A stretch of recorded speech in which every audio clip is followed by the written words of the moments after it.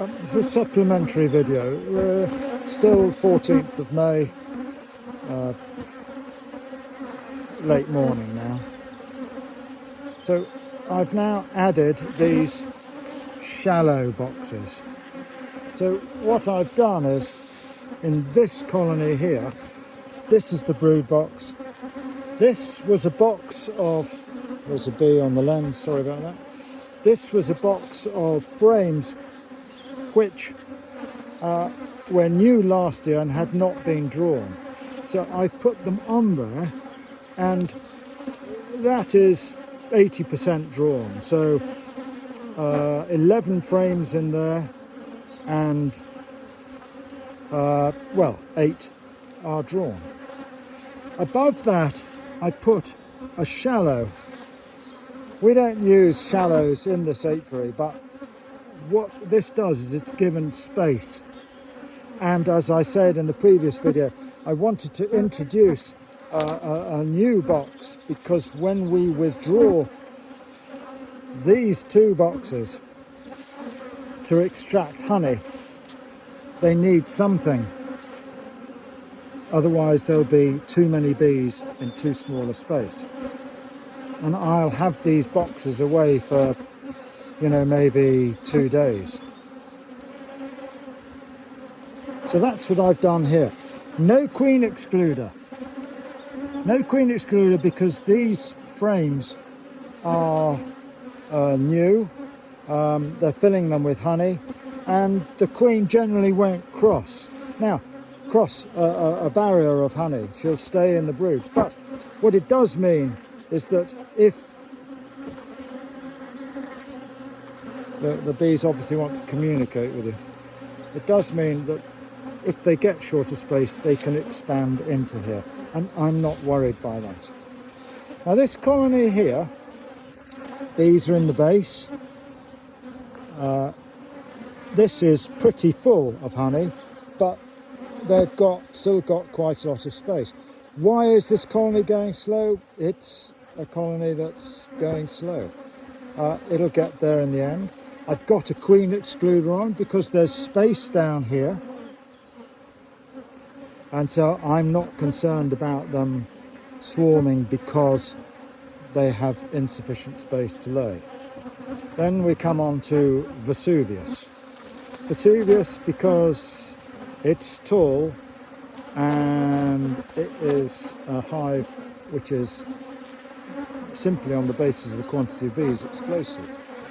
So here's the queen excluder.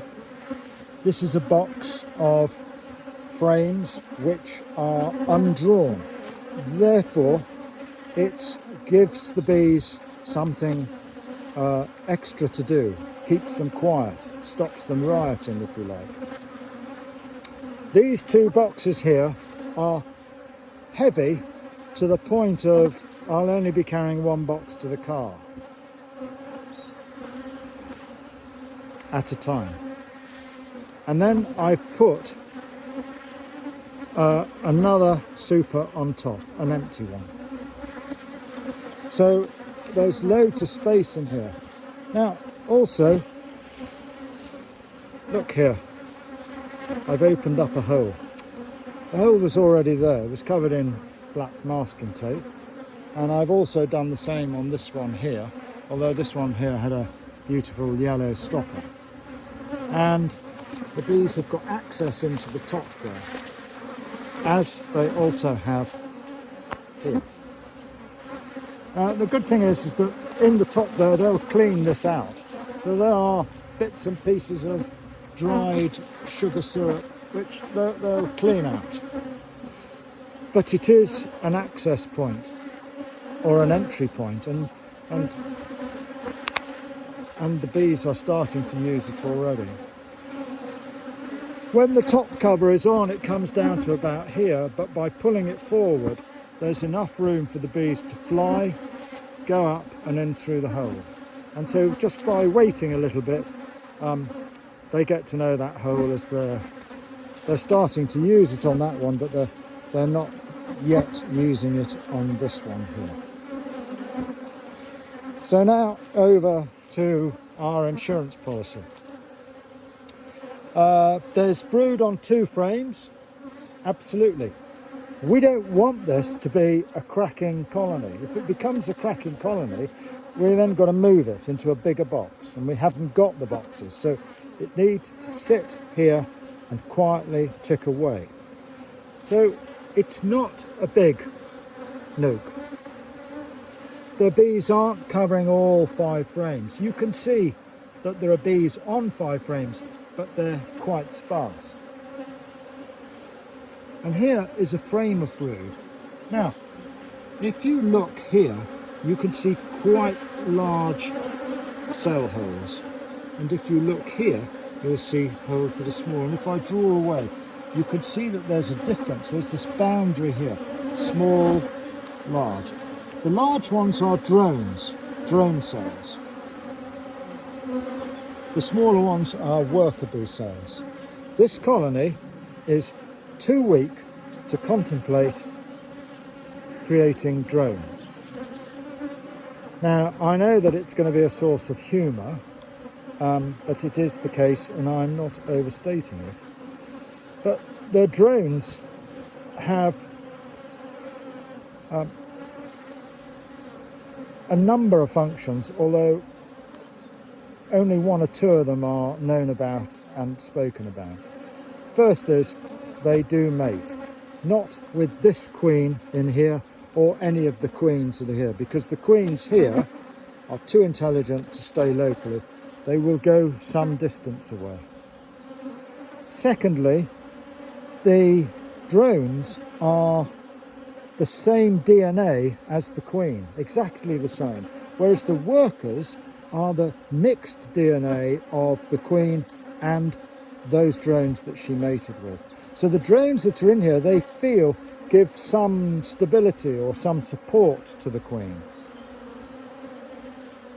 Otherwise, they just need to be fed. Once they take about 40 days from a drone egg until they become of a mature age, and then once they are of a mature age, they last about 14 days. There are some drones in here. They may have come across when we put the queen in here, but also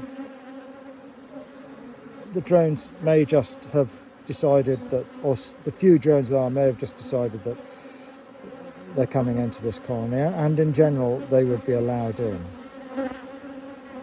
Their life cycle is cut short in August, when the worker bees decide that they are no longer going to feed and look after them, and they are unceremoniously kicked out. I've seen the queen, she looks okay.